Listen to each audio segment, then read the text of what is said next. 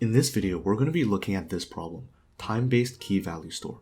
We're asked to design a key value data structure that can store multiple values for the same key at different timestamps and retrieve the key's value at a certain timestamp. Let's take a look at the methods that we need to implement.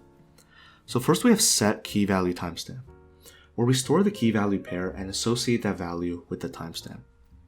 Then we have get key timestamp, where we return the value associated with that key, such that timestamp previous is less than or equal to timestamp. And if there are multiple such values, it returns the value associated with the largest timestamp previous. If there are no values, it returns an empty string. So basically we're trying to return the value with the most recent timestamp, less than or equal to the timestamp. If we can't find one or the key doesn't exist, we return an empty string. So let's take a look at the example. So first the time map is initialized. Then we set foo bar at time 1. Then when we get foo at time 1, bar was the most recent value whose timestamp is less than or equal to 1, so we return bar. Then we get foo at time 3, so same thing, we return bar. Then let's set foo bar 2 at time 4. Then when we get foo at time 4, now bar 2 was the most recent value whose timestamp is less than or equal to 4, so we return bar 2. And essentially from time 4 onwards until we set foo again, getting foo will return bar, which is what we're getting here when we do get foo 5. So let's take a look at the constraints. So one of these is particularly important. All the timestamp of set are strictly increasing. Keep a note of this for later on. Okay, let's break this question down. I've pasted the example from the problem that we can use. So essentially we're trying to build a map, a key value store, and let's use a hash map as a starting point and see how we need to extend it. So first we set foo bar, let's ignore the timestamp for now. Then we get foo, so we return bar. Then we get foo again, so we return bar. Then we set foo bar 2. Then when we get foo, we return bar 2. We get foo again, we return bar 2. But now the issue comes with what happens when we try to do get foo 1 again, or really any timestamp less than 4. Well, we're still going to return bar 2, as we never capture the information with bar at time 1. We've essentially erased it once we set foo bar 2. What if instead of having a mapping from key to value, we map from key to a list of values and their associated timestamps? So let's see this in action. Let's start off with an empty hash map again. We see foo bar at time 1, so let's put foo, then a list, and then let's add bar 1 to that list. Then we get foo at time 1, so we look up foo in the hash map, then we search through this list trying to find the most recent timestamp less than or equal to 1, which is bar. Same thing happens with get foo at time 3. Then when we set foo bar 2 at time 4, we add bar 2 4 to this list. Then when we get foo at time 4, we look through this and we return bar 2. Same thing happens for get foo 5. And now when we try to do get foo 1 again, well, we're going to find bar here and we're going to return bar. Great, so we do have a working solution. Let's translate this into pseudocode. So first we're going to initialize a hash map from the key to a list of value timestamp pairs.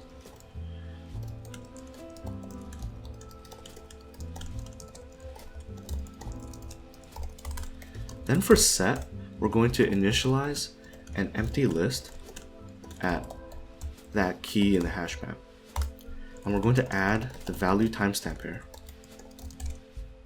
to that list.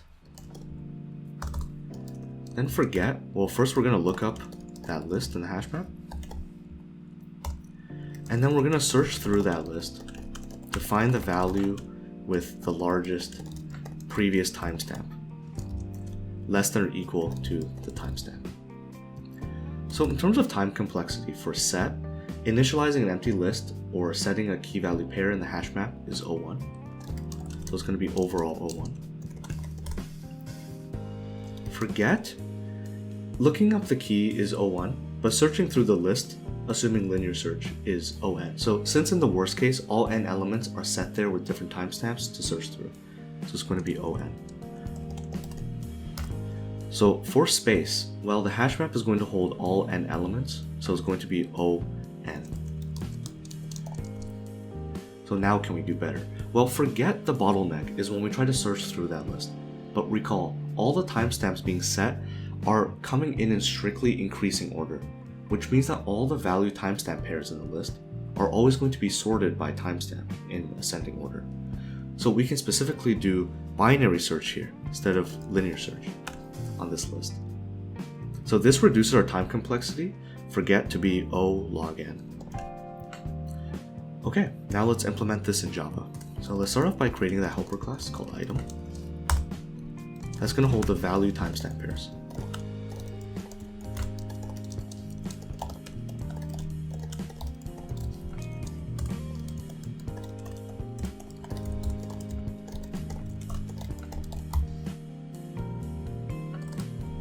Then let's make a map from string to a list of those value timestamp pairs. In the constructor, we're just going to initialize the map to be a hash map.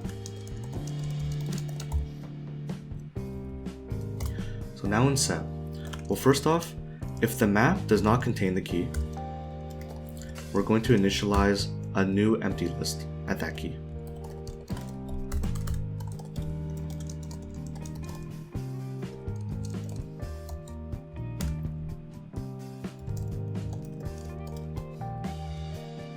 Then we're going to insert that item, that value timestamp pair, in that list.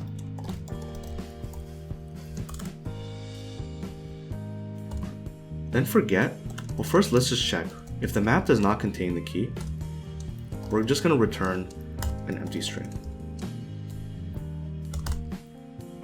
So let's get the list of pairs from the map. And now let's binary search on this list.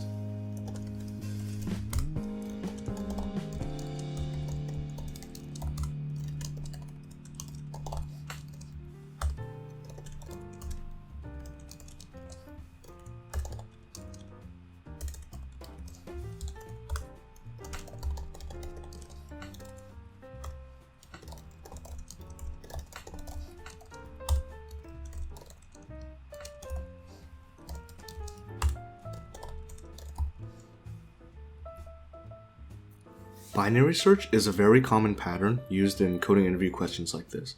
It's definitely worth memorizing so that you can easily reproduce it during your interviews. Take the time to try to understand what's going on here and try to implement it yourself so that you can work out all the edge cases and make sure that your implementation of binary search is correct. So at this point, well, let's first check if high is equal to 0. Otherwise, then we're going to return the empty list. So this edge case comes as if you have a situation like you try to set foo bar at time 2, but then you get foo at time 1. Well, even though there's only one item in there, the issue is that there actually isn't a previous timestamp that's less than or equal to the timestamp. And then otherwise, we're going to do list.get high minus 1, and that's the item, so we want the value. Okay, let's run this. Great, and you'll see that it passes. And that's how you solve this problem, time-based key value store.